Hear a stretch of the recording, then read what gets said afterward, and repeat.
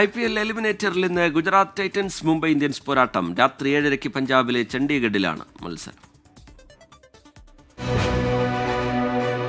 Do or die.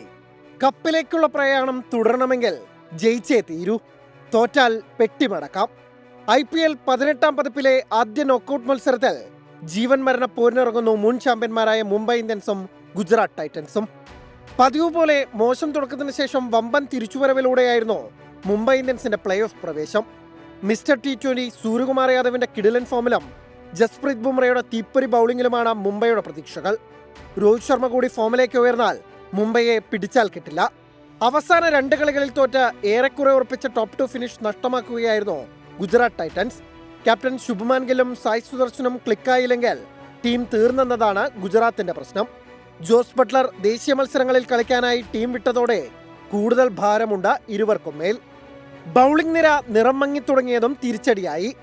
അതേസമയം നേർക്കുനേർ പോരാട്ടങ്ങളിലെ ആധിപത്യവും ഈ സീസണിൽ ഏറ്റുമുട്ടിയ 2 കളികളിലും മുംബൈയെ തോൽപ്പിക്കാനായെന്നതും ഗുജറാത്തിന് ആത്മവിശ്വാസമേകുന്നു. മുമ്പ് ഒരു തവണയാണ് ഗുജറാത്തും മുംബൈയും പ്ലേ ഓഫിൽ ഏറ്റുമുട്ടിയത്. 2023-ലെ 2ാം ക്വാളിഫയറിൽ ശുഭ്മാൻ ഗില്ലിന്റെ വെടിക്കെട്ട് സെഞ്ചുറി കരുത്തിൽ ഗുജറാത്ത് തകർപ്പൻ ജയം സ്വന്തമാക്കിയിരുന്നു.